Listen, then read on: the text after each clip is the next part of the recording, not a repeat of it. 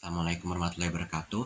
My name is Comsanul Huda, and today I would like to present five material about language learning assessment that has been teach lately. So the first material that I'm gonna talking about is about language learning assessment. So the first one that I wanna talk about is about definition. In my opinion, language learning assessment is the process of evaluating a learner's proficiency in a target language. Assessment in language learning can take many forms, including standardized tests, proficiency exams, performance assessment, self-assessment, and teacher evaluations.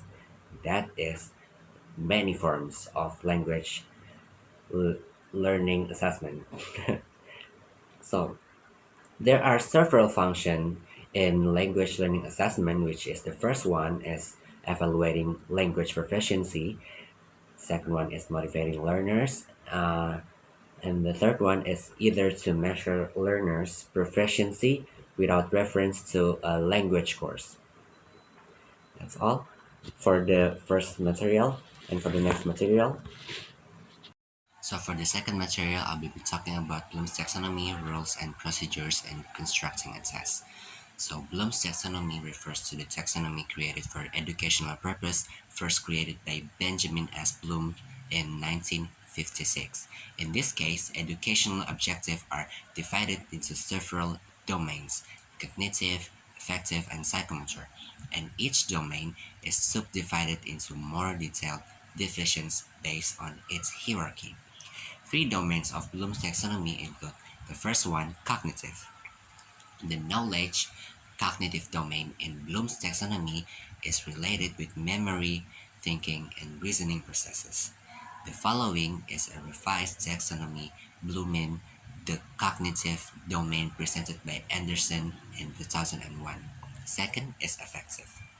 Grathwohl stated that the affective domain is domains which include feelings, values, appreciation, enthusiasm, motivation, and attitudes. The affective abilities, especially attitudes of students, can be known tendencies, changes, and developments based on types of affective domain categories as proposed by Gradwell in 1964 below. Affective The affective contains acceptance level, level of response, level of appreciation, and level of practice. Third is psychomotor. Simpson in 1966 stated that psychomotor abilities are related to physical coordination and use of more skills areas that must be trained continuously and measured in terms of speed, precision, distance, procedure, or technique in its executions. Psychomotor activities includes perceptions, readiness, copying, habituating, planner, advance, experience, and original. And that's it for the third, the second material. And for the third material, I will be talking about type of test, strengths, and weaknesses of each type of test. So the first one, I will be gonna talking about the definition of a test.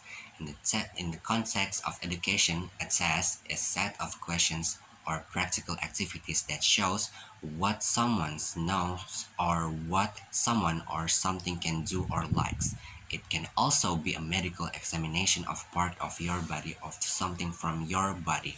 In other words, a test is a series of questions that you must answer or actions that you must perform in order to show how much you know about the subject or how well you are able to do something.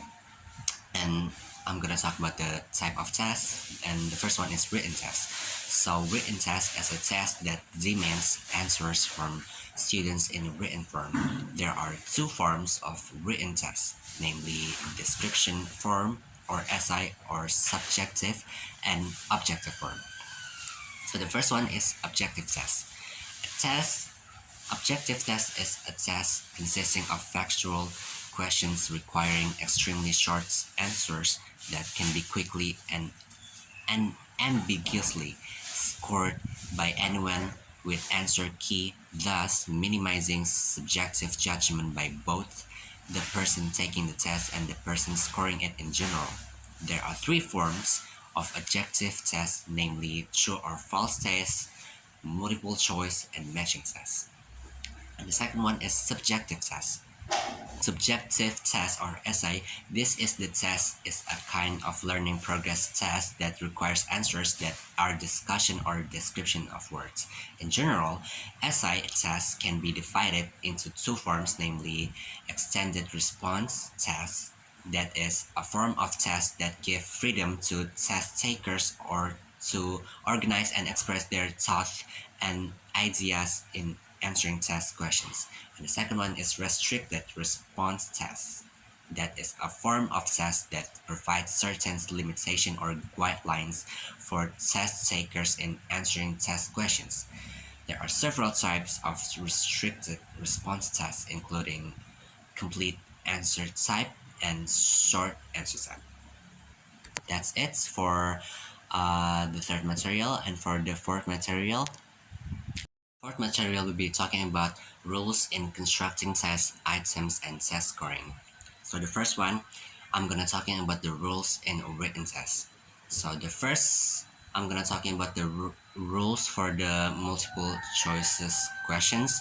So the first rule that you have to know is design each item to measure an important learning outcome. And the second is all options should be homogeneous and reasonable, and punctuation should be consistent. Make all options grammatically consistent with the same. And lastly, do not make the correct answer stand out because of its phrasing or length. Avoid overusing always and never in the alternative of using all of the above of none of the above. And I'm gonna talking about the rules for the true false questions. Be certain that the statement is completely true or false. And second is convey only one thought or idea in a true false statement. Clues or answer. And lastly is do not copy sentences directly from textbook or other written materials, and keep the word length of true statements about the same as that of false statements. And last is I'm gonna talking about the rules for matching tests and written tests. Is the first one, teachers should use homogeneous material in each list of matching exercise. Second one is put the problems or the stems typically longer than the response in the numbered column at the left, and and the response choices in the lettered column at the right. And lastly, arrange the list of response in alphabetical or numerical order if possible in order to save reading time. That's it for the fourth material, and we're gonna go into the last material. Last material is about test and item validity and reliability. The first one is validity. The definition of validity is shows the extent to which a measuring instrument can measure what it wants to measure.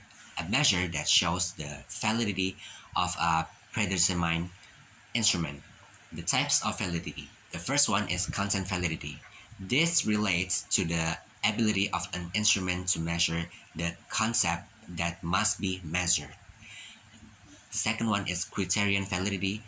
The validity of an instrument is by comparing it with other instruments that are valid and reliable by correlating them. And second one, I will be talking about reliability. The definition of reliability is to determine the extent to which the measurements results remain consistent if measurements are made twice or more on the same symptom with the same measuring instrument. The types of reliability. The first one is test retest reliability. This is like retesting the reliability of a measuring instrument by trying it several times on the same subject but at different times. The second one is equivalent reliability. Similar to the previous one, the measuring instrument is only tested once on the same subject but with a different measuring instrument. And that's it for my explanation about the five material about language learning assessment. If there's any mistake, I really apologize. Thank you so much.